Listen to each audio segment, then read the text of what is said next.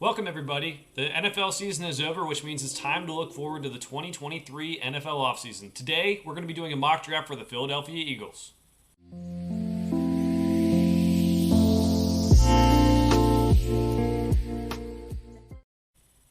All right, as mentioned, we are going to be looking at the Philadelphia Eagles with this mock draft simulator.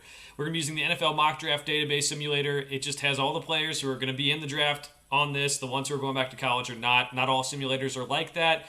There will be some players who drop that maybe aren't the most realistic, but we'll do our best with it. We're also going to be rejecting all trades. Not all the trades on simulators are that realistic. We're before free agency. Just better to let it play out and see how it goes for this experiment. The Eagles got to the Super Bowl this past season, lost to the Chiefs, and some arguably, we'll just say, some calls that could have gone the other way. But there's hope. Even though the offensive coordinator's gone, the defensive coordinator's gone, there's some hope because you got 2 first-round picks, a talented roster. Jalen Hurts looked like a great quarterback this year. There is a lot of hope for the Eagles, and they're picking number 10 overall in the draft. So let's see what they can do here, see if they can help load up for maybe another Super Bowl run. As mentioned again, there might be some guys here who fall at 10 just aren't realistic. And it looks like Bryce Young fell. It's likely not going to happen unless there's some stuff off the field we just don't know about. I don't think that's the case. The Eagles have a really solid roster, which means they can go in a bunch of different directions with this draft. One place I would like to go if I were the Eagles is Bijan Robinson, the running back out of Texas. He's a guy who is probably the best running back prospect since Saquon Barkley. We saw Miles Sanders disappear in the Super Bowl.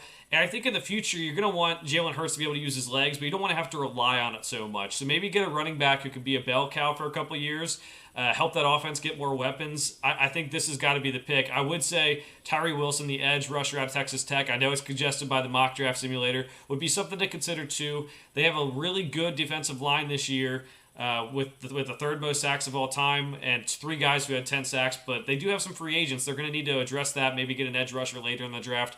But for now, let's go Bijan Robinson. I could see that rushing attack with Jalen Hurts, Bijan Robinson, maybe keeping some of the other guys on the roster as third down backs to kind of help out.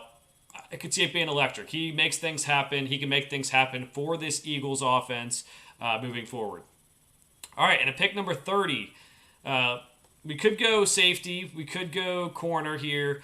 But I think I'm going to go Nolan Smith, the edge rusher out of Georgia. There's, again, a lot of free agents they got to address and see what they can do with them. Smith is a little bit undersized, but he plays the run tough. I think that could be a really good asset. They can work with him on his pass rushing moving forward. He was one of the top recruits in the country. You just can't teach a lot of traits. I think that's one route they might go with in this draft. Next one up, we have pick number 62, and defensive line would be a good spot to go here. Again, free agents along the defensive line. Looks like that's where they want me to go. We may end up going that route. Could go offensive line. They got some older guys. Jason Kelsey, we don't know if he's coming back next year. Linebacker Henry To'oTo'o could be a good fit.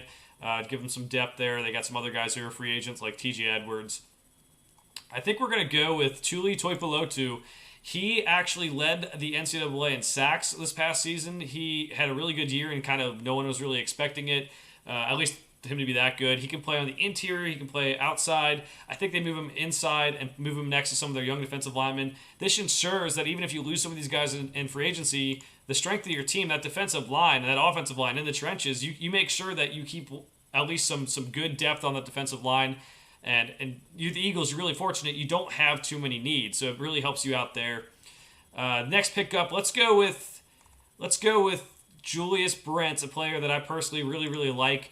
He's a bigger corner, at least 6'3", maybe 6'4". He's got great length. James Bradbury is hitting free agency.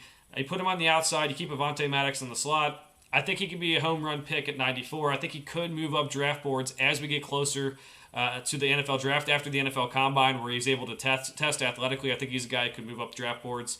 As you can see, the Eagles do have a bit of a gap here. They go from pick number 94 all the way down to 221 for their last 2 picks. But I think you have to be happy about this draft class. You get another offensive weapon for Jalen Hurts in that offense, which could be even more important as Shane Steichen leaves, the offensive coordinator. He leaves, so you get someone else you can use with the new offensive coordinator coming in. You get the edge rusher, you get defensive line, you get a corner who I think honestly could probably start from day one. We'll have to see, again, the testing numbers and see all that, but I feel pretty good about all this so far. And then you get to pick 221. We are in the 7th round here. You just trying to take guys you think can make the roster. Let's go with Daniel Scott. Behind Chauncey Gardner-Johnson, not much at safety. Epps I played good at times, but not all the time. So I think Scott might be a guy who's a depth guy. Maybe you mold into a starter later on. But we'll go to the last pick here. That is pick number 250. Not too many picks left after this one. There's some decent talent left on the board, which is just, that's how the NFL draft works. So guys you never heard of get drafted, but there's also guys who maybe fall for reasons we don't know. Let's go with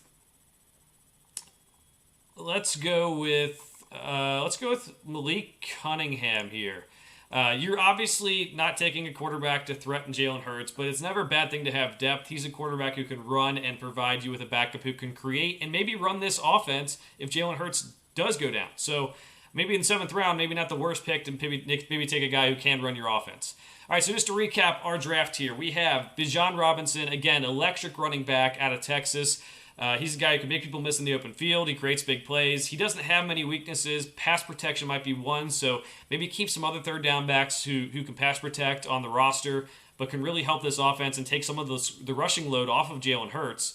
Nolan Smith, he missed the end of the year with an injury, but I think he can come back and be pretty good. Again, he was one of the top recruits. Very good against the run, despite being undersized, so that's encouraging. Maybe get him in the weight room a little bit, get him up to size a little bit. That would be really good for the Eagles to replace maybe some of these guys who are going to leave in free agency. Tuli Tuipulotu, I'm going to say that wrong 100 times. Again, really good guy at getting sacks. He had some of the most sacks in NCAA this past year. I think he's a guy who can move to the interior. He has played on the edge a little bit too, but I think you kind of replace some of those guys you'd lose in free agency again. Julius Brent's a bigger outside corner.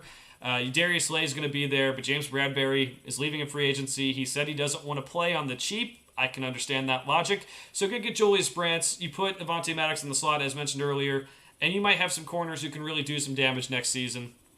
With the 7th round picks, Daniel Scott, he's a guy that I have not gotten into the tape to, at least this far. I mean, we're at 7th round draft picks here. But he's a guy, maybe makes the roster. Maybe you can mold him into a safety who can contribute down the road. And then the last pick, we have Malik Cunningham, the quarterback out of Louisville. He is a dynamic runner. Some people are probably going to ask him to change positions and maybe do something differently. My feeling is Nick Sirianni might like the fact that he can make things happen with his legs. As a backup quarterback, you're going to want to see this. We've seen the Ravens maybe take guys late in the draft or get some undrafted free agents late in the draft who end up having to play time for Lamar Jackson when he's injured, like Tyler Huntley and Anthony Brown this year. So take someone like that who can keep on running the offense for you, like Malik Cunningham. If you use him the right way, I think he could be a value in the 7th round. Really do like this draft for the Eagles. It's mostly what they have set up, Howie Roseman has set up with all these picks, and how they can continue to build this roster as they will lose some guys from their Super Bowl roster. But I think it's a really good draft for them. It is my turn to remind everyone to like and subscribe to the channel if you like this one. We're going to be doing mock drafts up until the NFL draft, so make sure you tune in for those. For now, thanks for watching. We'll see you next time.